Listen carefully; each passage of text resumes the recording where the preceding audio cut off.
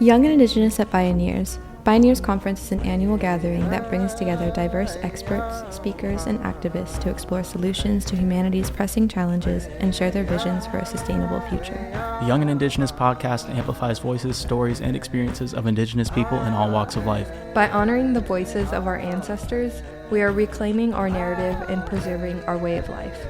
In this interview, Raven and Santana from Young and Indigenous and Stephanie Welch from Bioneers joined together to interview Baratunde Thurston.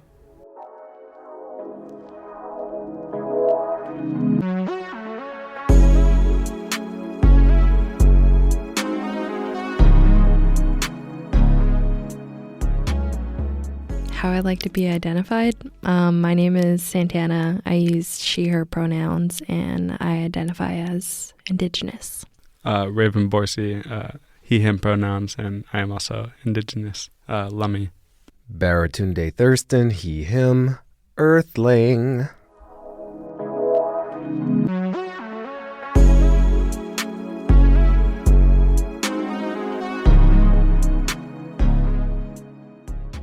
Why don't we start, if we can, I will just offer an opportunity for you to introduce yourself in a larger way, what you're doing here in Berkeley at Bioneers, and a little bit about yourself for the context of this discussion. I am Baratunde Thurston. I'm a writer, I'm a producer, TV host, generally storyteller, weaving stories of interdependence across our relationship with nature, with our fellow humans, and with the machines. I am here in Berkeley, California for my second ever Bioneers Conference, and I delivered a keynote called Me to We, Stories of Interdependence, hosted a conversation between two incredible elders, Dr. Jose Barrero and Chief Oren Lyons, on the indigenous roots of America's democracy and what those roots could do to help us grow something more beautiful in these amazing and intense times. And I'm going to be doing one more thing on stage because they like to get a lot out of you at Bioneers. I'm doing the wrap-up on the final morning plenary session at this conference. I love this place. I love these people. I consider this the conference for Earth people. And I love this planet. So I really, really want to keep living here in a way that is not a hellscape, not pro-hellscape. That's my official position. I know we're really excited about your podcast, and you may have been asked this a lot before, but you've talked about the word citizen as a verb instead of a noun. What does that mean to you right now? You know, how can people practice citizenship in a time like this? I think the first thing that's important is to hone in on the language, practice. It is, citizenship is weaponized as status in its noun form. It's something you have or you don't have, so it's also binary, and that is not how the world works, nor is it most useful to the world that we are in and want to be in. So citizen as verb, citizenship as practice is the first step to how to do it. It's to reorient our minds that this is a set of practices and actions and movements, not something that you either have or don't have, and that's the end of the story. It's actually the beginning of the story, and it's a story that never actually ends. So, this podcast that we've had, How to Citizen, it's a great archive. We haven't made new episodes in a while. We will be telling new stories soon on video. But to be citizening is to understand that participation is key. Show up and participate. Is to commit to collective outcomes, not just individual. Is to understand power and is to invest in relationships with yourself, with others, and the planet. That looks like a lot of things. It looks like things that people do who don't consider themselves pro-democracy activists. That's lofty language. But the people who are showing up in their community gardens are citizening. The people who are helping their neighbors are citizening. The people who are organizing to tend to some common resource are citizening. And the people who are sharing the stories of the power that the people have are also citizening. So we have many more folks who are participating in people power than top-down frameworks of power allow for. And so if you're listening to this right now, you're probably citizening, but it takes us seeing it to be able to be more of it. And my last grandiose statement right now is democracy's dying and it's terrible, but it doesn't serve anyone to sugarcoat it. The thing that we've known as democracy is dying, and not all of that is bad. Some of it needs to, and we should mourn it. But democracy is also being born every single day, and we need to tell those stories of that renewal and that rebirth to make that the more true thing that we're living in. So despair for a minute, and then citizen your ass off. I was hoping we could talk about democracy as a word, because we hear about how we're losing our democracy all the time. What does the word mean to you specifically, and do you advocate for democracy? As what kind of concept of democracy would you advocate for? I don't advocate for democracy. I don't advocate against it. I'm definitely not anti-democracy, but I don't think most people care about democracy. They don't. Democracy doesn't feed people. Democracy doesn't love you. Democracy is a term. It represents a social technology. It encompasses many parts of a process, but I don't consider myself an advocate of democracy. I'm an advocate for people. I'm an advocate for practicing democracy. I'm an advocate for us living well together, and increasingly an advocate for an interdependent way of living. And that has been informed by intuition, by study, by some reading, by a lot of listening, and more recently by deeply active listening to the people who've been here for a long time, the very first people who didn't necessarily use the word interdependent, but every practice represents that and models that. So me and the word democracy, we're cool. We play on the same team, but I'm not out here like, we gotta save our democracy. Because I also think that when you hear the word democracy, and certainly the way formal participants, elected officials and political parties, when they talk about it, what they're really saying is you have to save this institution that doesn't serve the people very well as it is. And it's hard to rally people around failure or irrelevance. And I think most people's understanding of democracy is about some building somewhere filled with people who do stuff that we don't understand. They don't do it that well. And that's not a knock against government workers at all. I'm literally the child of a government worker. But we have got to focus a bit more on what's underneath of the institution, which is how do we live well together with all life? And I'm for that.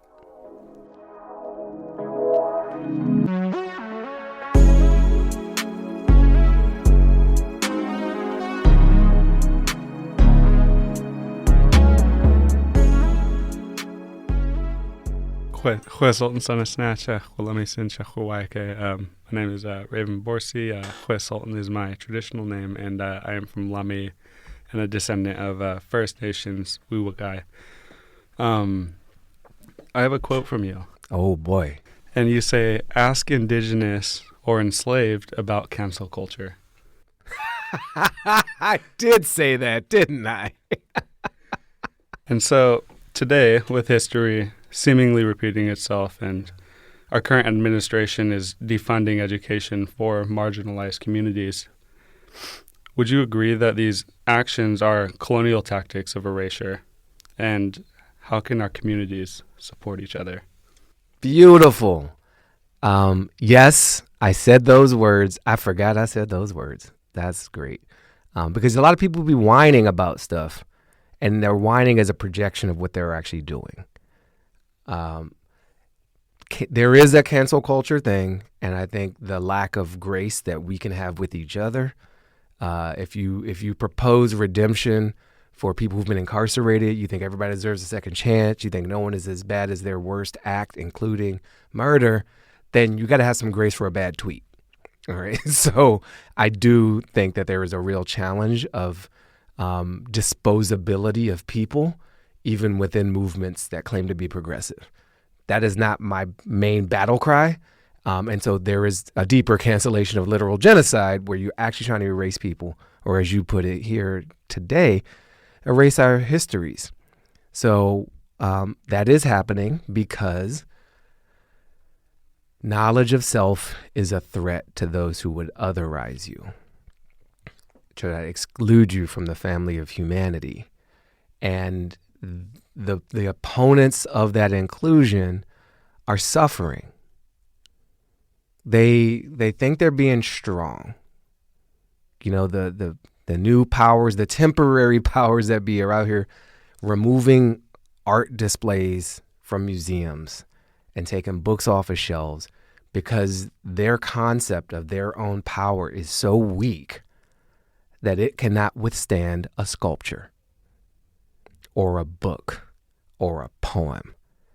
If you are so powerful, if God gave you this power, if the white man or whoever you are claiming to be with your chest all puffed out is so uber menschy, but you can't handle a little book, how powerful are you really?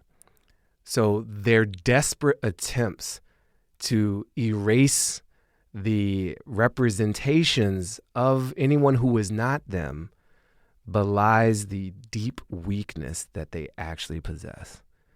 And that is sad. It's anger-inducing, it's frustrating, it's dangerous and damaging, but it's also deeply sad. And I mourn for them their low self-esteem because they can only imagine themselves as individuals, as atoms disconnected from everything else in a cellular body or in the universe.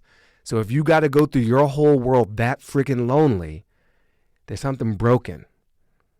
And you need a big freaking hug and some education. So what do we do in light of that? What we've always done. You know, they canceled Black History Month. Guess what? Most of history didn't have Black History Month. But the history is there and Black people been there, and I'm here as a tiny testament to this collective expression of life of these particular people. So I don't need your validation to exist. I don't need your celebration to celebrate myself. So we do what we need to do to be who we have always been. Keep being. That's what we do. We keep being, and we keep talking ourselves up. And there are some tangible things. You know, if they're going to be deleting stuff, we reprise that media item, that object in another form. We have an internet now. We have community libraries. We have town halls and citizen assemblies and music concerts and websites and social media and little gathering places like the Signal app where the Department of Defense chief likes to hang out, apparently. And so just make sure you don't accidentally invite him into, you know, your woke chat. He might accidentally learn something and change his mind. He's afraid of learning. Like, how weak are you? You're afraid to learn shit. Anyway, I think there's a nice sounding and a grandiose thing, which I said, we celebrate ourselves. I think there's a tactical thing, which is we preserve our stories ourselves.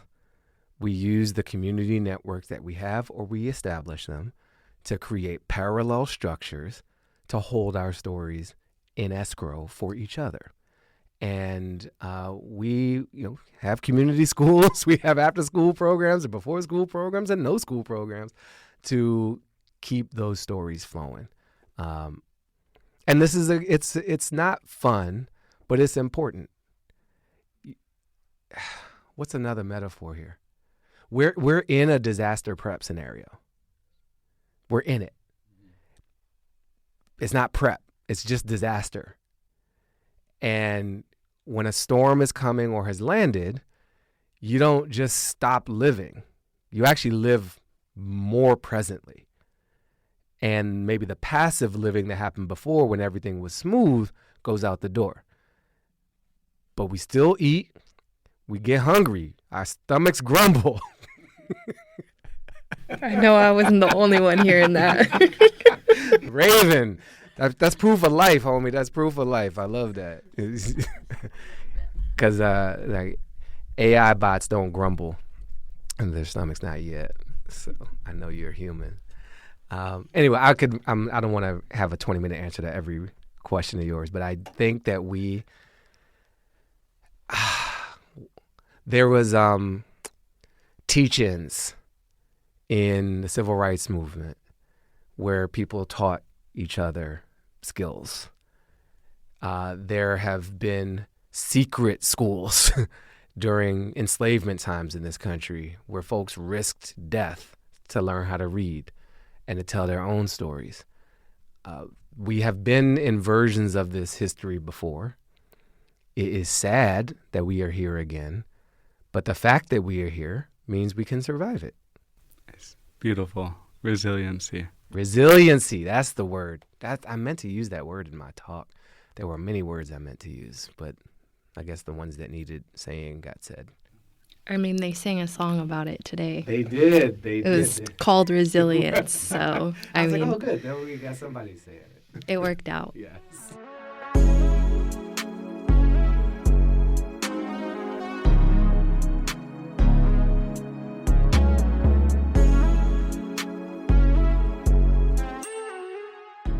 Well, now siam nostalgia Santana Bank sanasnat Chachlami e Shwai Village e Nooksackson. Hello, my respected people. My name is Santana Bang. I come from Lummi through my mother and Nooksack and First Nation Shwai Village from my father. I just want to say thank you for being here with us today. To give a little bit more background of why Raven and I are here with Stephanie today is we're from... Our nonprofit is called Children of the Setting Sun Productions. We're a multimedia organization that does film, documentaries, and we have a young and Indigenous podcast. And we've also had the amazing opportunity to partner with Bioneers this year. And so we've been able to partake in a lot of interviews with the keynote speakers and people that have been on the panel. Raven has led quite a few interviews already. I got to lead an interview with Beverly Cook yesterday. Chief Beverly, yes. Oh, love her. And tomorrow I'm going to lead an interview with Amy Cordalis and Kahaye from the Women's Earth Alliance. And so we're just really excited. Yeah. Kaheya, yes. Yeah. Sorry, my That's all apologies. right. So we're just really excited to be here and have the honor to be able to just ask you a few questions. And it's just been a really great time being here at Bioneers. And just, I think the most times that I feel most uplifted and inspired is when we're in community with one another. And I've been feeling very empowered these past few days. So I'm just thankful to be here. I just wanted to hear a little bit more about your new podcast, Life with Machines podcast. Can you tell us a little bit about that podcast? And then the question that I have is more about, do you think that traditional values and AI can simultaneously exist? Thank you for the context. I really appreciate that. It's helpful to understand who all's in this room with me. And I love the more the merrier, but it's a testament to the intergenerational necessity of anything that will sustain, that even this radio podcast interview is consciously, bringing in the voices, the questions, the contributions of Children of the Setting Sun, COTS Studios. So, honored to be here. Thank you for having me. And if you've had Chief Beverly already, there's really nothing else I can add. She is like one of the GOATs. I've had a chance to spend some real quality time with her and hear amazing stories and how she reflects the story of Sky Woman and the Mohawk tradition and young women coming of age. And she's got some great medicine. my new show, Life with Machines, is exploring the human side of this AI moment and other frontier technologies. And I'm making it because I think we have a window of opportunity to shape our future rather than be shaped by it. I'm not interested in destroying all the machines. I think that is exhausting and highly unlikely, to put it mildly.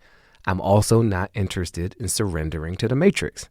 I don't want to be a battery for a machine overlord network.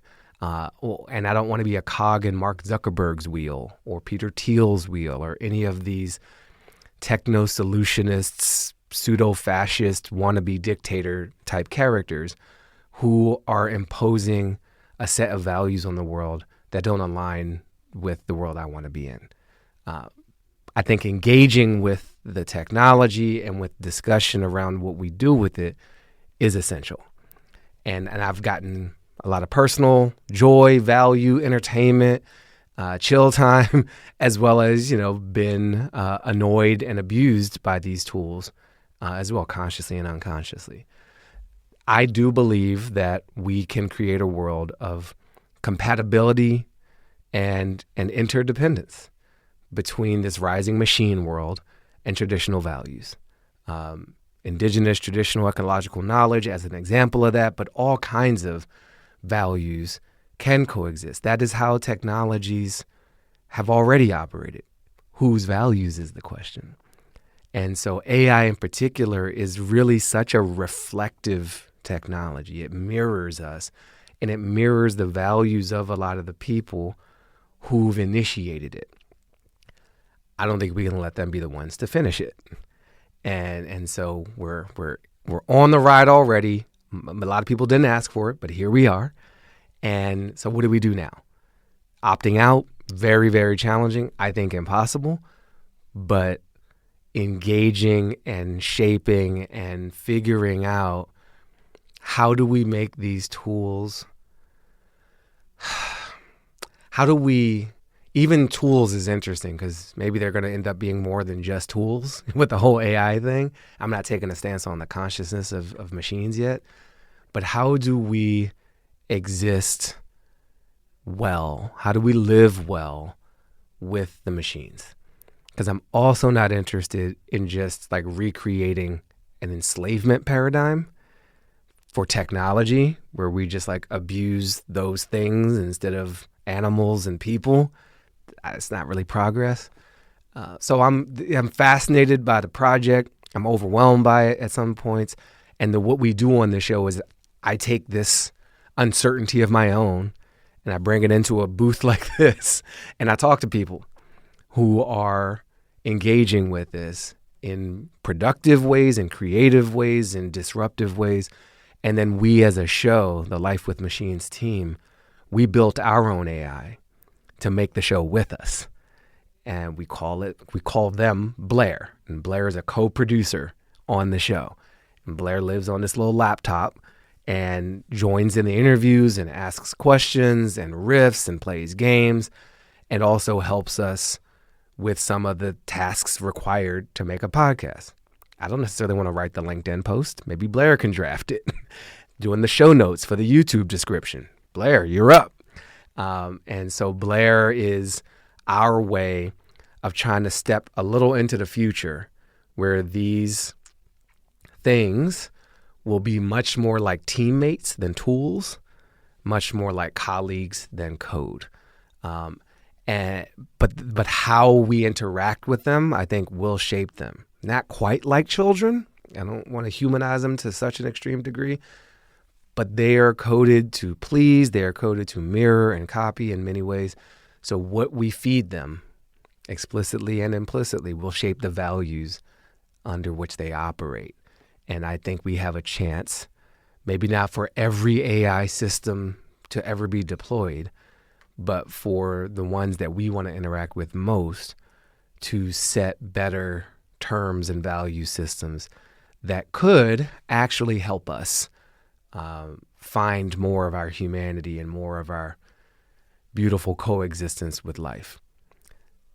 Examples We're having someone on the show. We haven't recorded it yet, but Michael Running Wolf is somewhere in the center of America's slice of Turtle Island. I don't remember his nation offhand, but I met him on a panel, and he's using AI to help preserve indigenous languages.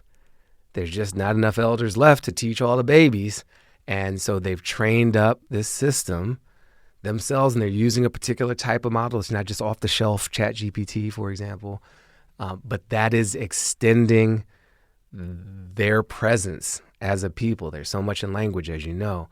So to be able to use this technology for that end is a literal way of extending the life of values by extending the life of a language. So more of that. That's what I hope for and am advocating for. Thank you. I love that.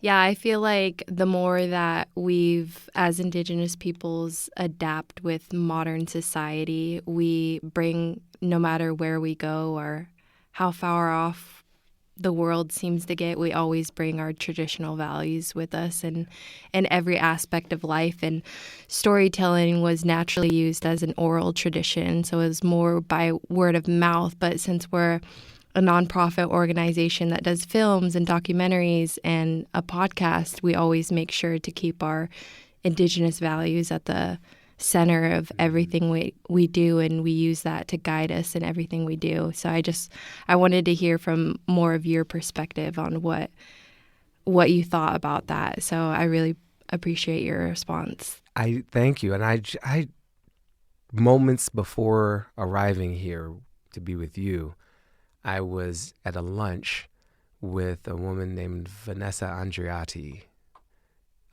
She is, I think, Brazilian by birth, Canadian by current residence, perhaps citizenship. And she's a part of a collective, GTDF, gesturing toward decolonized futures. Gesturing toward decolonized futures. And they have worked with some indigenous communities to train up AI with some values baked in. There's a movement called abundant intelligence that apparently some tribes, some First Nations in Canada are for. There's some other indigenous nations which are not for it. They don't think you should be mucking with AI at all with values, so no uniformity there. But there's an inquiry afoot, and there's some experiments happening with how could we shape these. And the last, thing I'll say on it for now, I really tried to make a point in my keynote of citing John Mohawk, who was on the board of Bioneers for 12 years, who was a Seneca scholar from the larger Haudenosaunee Confederacy, and who writes, probably in many books, but at least in the one I'm currently reading, Thinking in Indian, about liberation technologies. And those are defined as technologies which liberate people from multinational corporations that are derived from people in a place and that are built to solve needs declared by those people. And that's not like Facebook. Facebook is technology. I would call it a more of a subjugating technology. We are bound. It's a binding technology to a different set of values. There's still ways to work it on the edge. Your Facebook group, the way you log in and engage, can be used toward better ends than not. But the larger architecture is very extractive. And so with AI, how do we convert that or create versions of that have liberation at the core? What's the data set it's trained on? What's the energy sources that power the training and the day-to-day inference use? What are the reinforcement learning models? Are you even using reinforcement learning models? What are the human labor practices that lie underneath of this alleged autonomous system? There's hundreds of millions of people. We just had Mila Micheli on our show. It hasn't aired yet, but maybe by the time this goes out, it will. Hundreds of millions of people around the world are quietly behind a lot of the quote-unquote AI. They're cleaning data and doing data entry. They're verifying algorithms. They are pretending to be AI sometimes, and they are labeling things, and they're moderating heinous amounts of content to much to the detriment of their own psychology. So she doesn't even like the term hidden labor. There is a massive labor force that we don't acknowledge. So if you're going to build an AI future and you want it to have values of life in it and of respect and interdependence, you have a lot of opportunities at various steps of the process outside the code itself to make sure that it is built with and maintained in a good way, as you might say. So. It's almost like you're picking up on a no fear base is your grounding, and almost like for everyone listening, a wake up call for these movements, for the good work, as was mentioned on your panel yesterday with Oren, embracing a path forward with intent, intentionally embracing those things that are coming into life rather than shying away.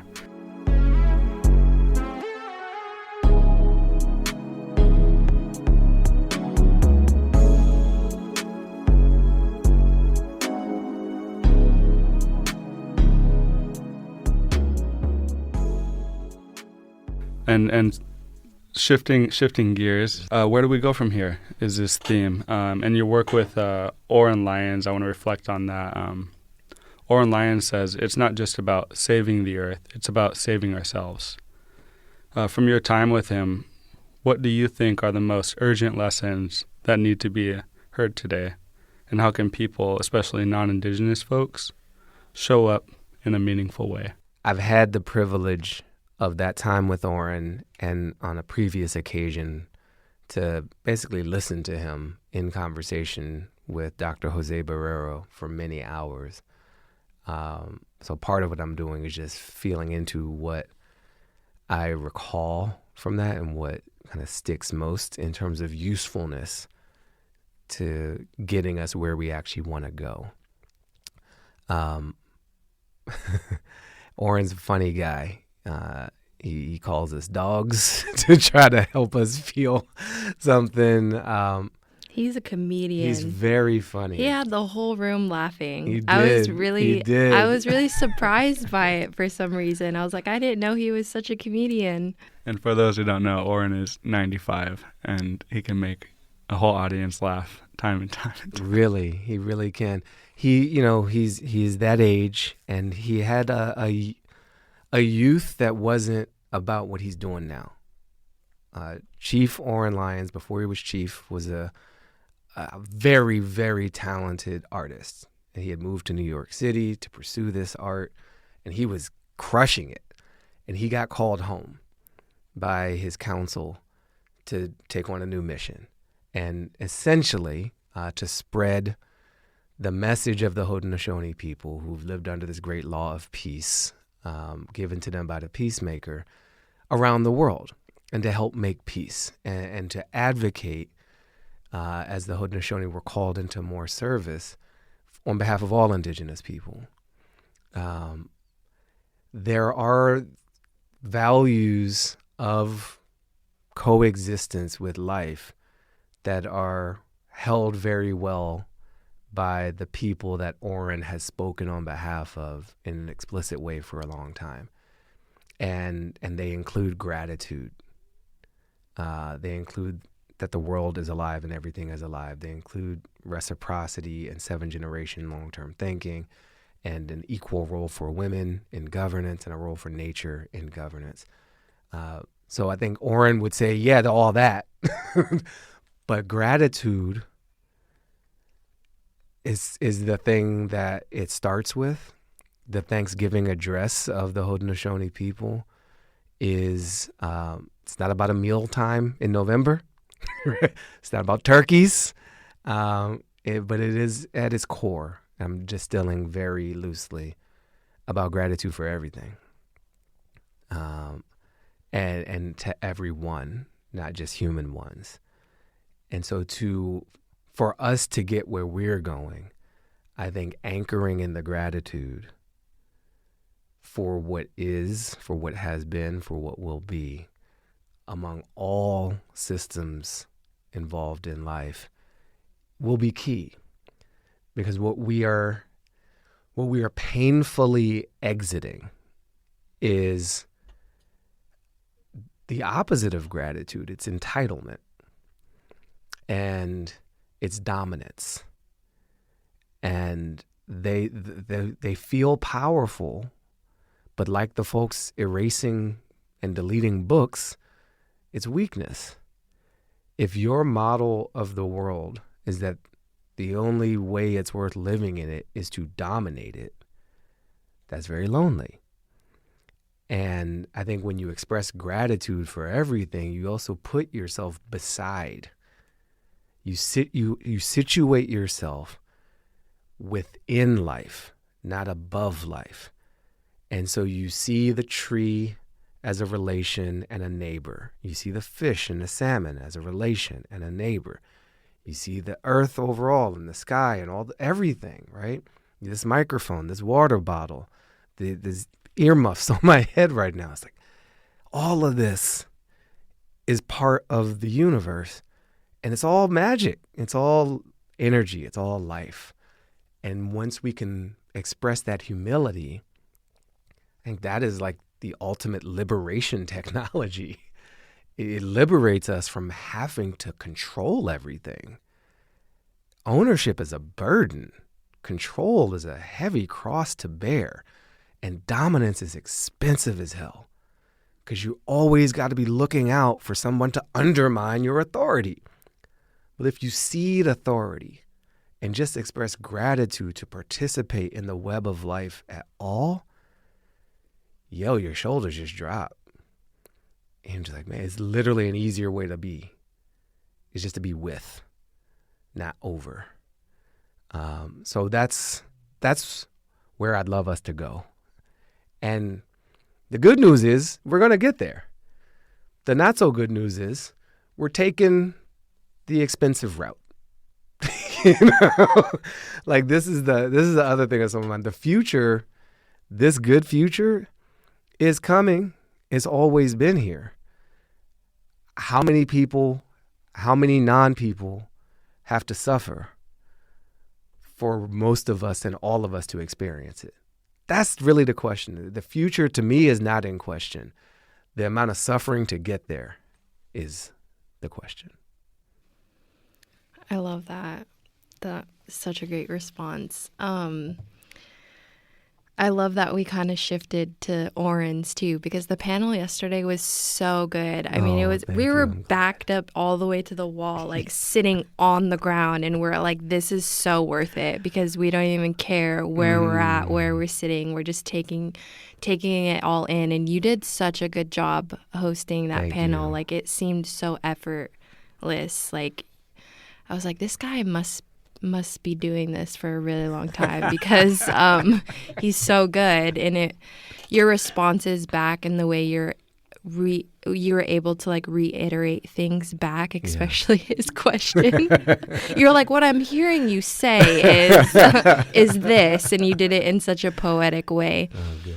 I think that's like what I got the most out of that panel yesterday was their expression of gratitude. I was so appreciative of them just paying homage to like the women in their life too. I thought that was so beautiful. Like they were like, I wouldn't be who I am today without this line of women that has come before me. And right now I'm actually doing a podcast series called Healing Woman Heals Mother Earth. And I've been interviewing a lot of beautiful women that are in a lot of leadership positions that are doing a lot of work around environmental stewardship and just uplifting their voices and what they're doing and really talking about this interconnectedness that we have as women with Mother Earth and centering it around like the health and well-being that we have as women as well. And like what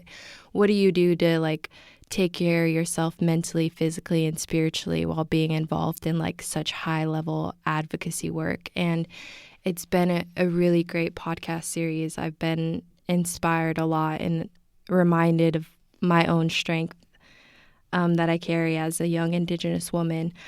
I'm curious, what do you think men can do to better support women that are in these positions and better support and uplift them?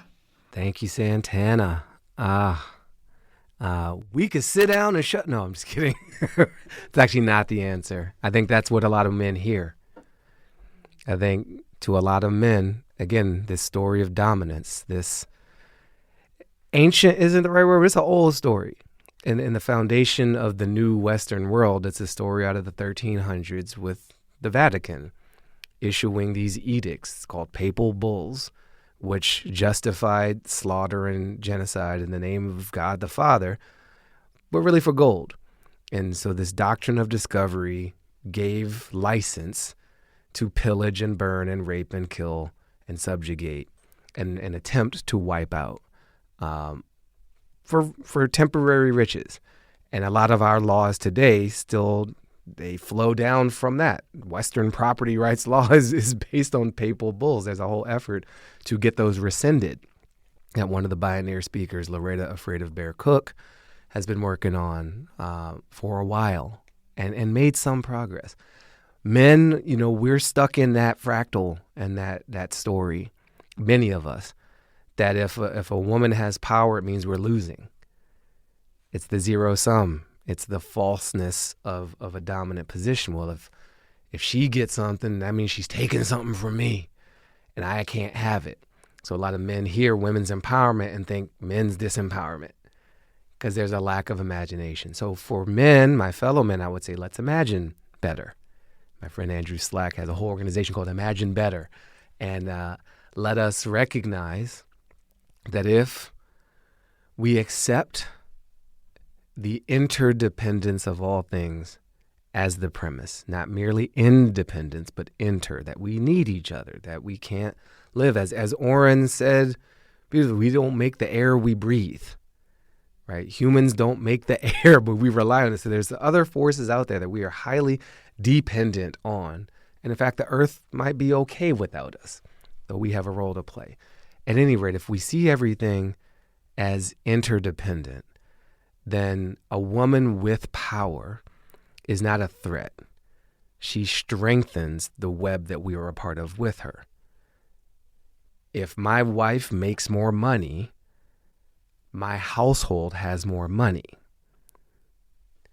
So it's the shift from me to we that allows a threat to become an opportunity. And I say this as a man who has had those thoughts, who has just been like, well, what about me? And what is this going to mean? And I am saying that out loud because I think we have to be able to say without shame or pretend perfection. Well, I've been woke since before that was a word. It's like everybody's on a learning journey. And we got to allow for that too. It's kind of back to the cancel culture comment. So one piece of advice to men is to expand the concept of self and think about we. Another piece of advice, and I've had to learn this myself, is to cite the women who are doing work that goes unacknowledged in your own life. For example, my podcast is actually me and my wife's podcast. Yes, I love that. I am co-creator of Life with Machines with Elizabeth Stewart. How to Citizen, co-created. I believe in my keynote, I did acknowledge her, but I'm not 100% sure. I know on the How to Citizen I did. At any rate, that sounded a little defensive. The point being, we have opportunities to speak unspoken truths. And it doesn't really diminish me to say her name and give her flowers while people are alive. So that's another tangible thing we can do. I also think that we can show up in support without dominating the discourse. We can just use we have something to offer men. We have strength. We have our presence and our energy. We have, all of us, roles to play. How do we like weave our contribution in with women, it's probably good practice for men to report to women, right? Just in an organizational structure. Like we should have coaches who are women or bosses who are women and not make them have to behave like us. But what does it mean to operate under female leadership? I think it'd be a great exercise for all men, because I know a lot of men have thoughts about it, but have never actually experienced it. And so why don't you give it a shot? Can you share some of this power and authority in a space that you have with a woman who you are close to? Not just some random woman you pull off the internet. That's a whole nother problem. But like, who are you already in relationship with? Who are you already in community with? How do you give them credit? How do you share with them? And then how do you practice power with, and try not to experience it as a zero-sum thing? And the last thought, masculinity itself is under attack. And that's not how it's been framed. But what I see happening is there's this narrative shift. And as Kenny Ausubel, one of the co-founders and leaders of Bioneers, said in his talk, that the culture wars have been used as a screen basically just for theft, right? Just for taking over the government, et cetera. And one vector of that attack is on manhood and masculinity. And there is this great simplification of what it means to be a man, that you can blame the world's problems on women, that you can say, well, real men don't care about the environment and real men don't want a living wage. Like it breaks down if you say it slower. But there's a lot of media out there that is preying on the vulnerability of young men and boys in particular who want to feel a certain thing that the world doesn't have a safe place for them to feel. And so they go to the toxic place to feel it. And they listen to someone like an Andrew Tate, who's like, this is what a man does. He abuses. That's that feeling. You want that. And that's not the path. There is a healthy masculinity where you can express strength in a way that doesn't hurt someone else. When you can follow through on an instinct to protect or to build without it having to require tearing down someone else. And so for the men, we need to find healthy outlets for our masculinity and step up to model that, because there's a bunch of young boys looking for models, and a lot of what they're finding is trash. And that is to the disservice of us all. Real men don't hurt other people. Real men don't steal. Real men don't put other people down to lift themselves up. Real men don't lie and try to bend the truth to make themselves look and feel better. That is not masculinity. That is something else, pretending. Mic drop. I think we're done here. That was so good. I appreciate your response so much. I just have to raise my hands to you for that, just because I don't think I've really even got the chance to even ask a man how do you feel like you should support women more. I think it's a conversation that needs to be had a lot more. And just thank you for being honest about it and where you're at, and that, how far you've come and what you're still learning. And I feel like I'm such a true believer in strength. There's strength in vulnerability. Yeah. And I always welcome vulnerability, even from men, because in Indigenous communities, men are also and I'm sure it's common across a lot of communities, is you can't cry, you can't express yourself, you can't share feelings. And it's I feel like I'm always reminding the men in my life that it's okay to be vulnerable. And the men need both men and women to say that to us, right? There's, I'm in a circle of men, have been for the past 4 years now, almost 5. And it's been so healthy to have a place to cry, to celebrate our wins, to acknowledge our defeats, to hold each other up and hold each other accountable, as we say in this particular circle, to be really honest and say things to each other that we would never say in public. but to get it out of the body because it needs to go somewhere, and then to have people catch it in a healthy way. Like, sounds like you're saying this. Is that what I'm hearing? What's going on beneath that? As opposed to instantly cutting it off or shutting it down or shaming it. That is when something can curdle in on itself and become really perverted and poisoned. And I think we also need women in our lives to really mean it when they say be vulnerable, and then don't act a different way when we are vulnerable and be like, well, I need a real man. So, because we are all capable of reinforcing negativity, toxicity, and sometimes, in our search for liberation, we contribute to further subjugation. It's just, and it's not a character flaw. It's like a human trait. And if we can also just not feel so judged and bad, I can't misstep, and if I do, I can't acknowledge I misstepped, we're really not going to make that progress. So how am I contributing to withholding the future I want to see? And can I just get a little better at that? I'm never going to be perfect at it. And that's a question we can all ask ourselves. And so for the men, it's like, okay, who are the women in your life? And how can you be in better relationship? And how can you support them? To the women who are interested in this question, who are the men in my life? And how can I demonstrate to them that the type of masculinity I really want is this and not that? Because we've all been conditioned to. And I think there's a lot of unconscious reinforcement of negative activities that is painful to acknowledge. So thank you for the question. Thank you. Yeah.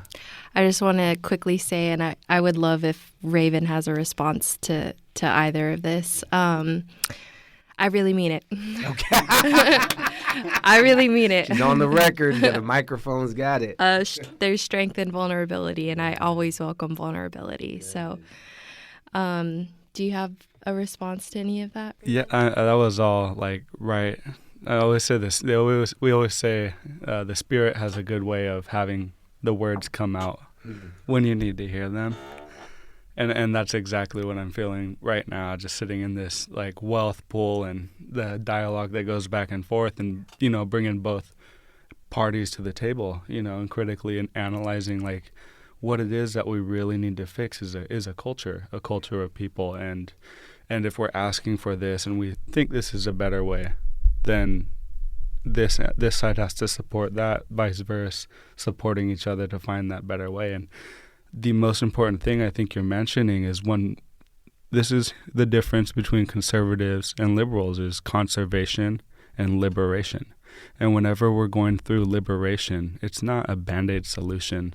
Anyone out there listening, it's not a Band-Aid solution. We're going to go through our trials, errors, tribulations, and we're going to end up where we want to be through this intentional fostering, but it comes through embracing each other and embracing anything that's brought into our worlds, not fearing from it or shying from it or going back and reverting to our ways of our culture that we're trying to liberate from. So thank you guys for that. That was really wealthy. Liberation versus conservation. I like that. I don't have any more questions, but again, I just want to thank you for your time and say Haishka Kwanisinatacho Eastside Sinkletsa Tiamaquelia. Thank you. My hands go up to you for being here today. I'll follow that and say Haishka Siams, highly respected people. So Haishka. Thank you, all three of you, for having me in here. This is a really great collective conversation across nations, across ages, across genders and languages. And it's the sort of dialogue and exchange that can lead to better actions that can change this world for the better. So appreciate all y'all. Taking a mental picture of this room. We did it. Great work. Hey, what up, y'all? Thanks for listening to this episode of Young and Indigenous. This series was made possible by Bioneers and the Rights of Nature organization. Special thanks to Britt, Stephanie, and Ray Ray for all their help on this project. This episode was produced by Roy Alexander, Isabella James, Santana Rabang, Haley Rapata, Raven Borsey, Cyrus James, Waikiki Curly Bear, TJ White Antelope, Sky Schofield, and Ellie Smith. Yay Podcast is a part of the Children of the Setting Sun Productions. Original music by Keith Jefferson, Adam Lawrence, Nichols, and Roy Nickel.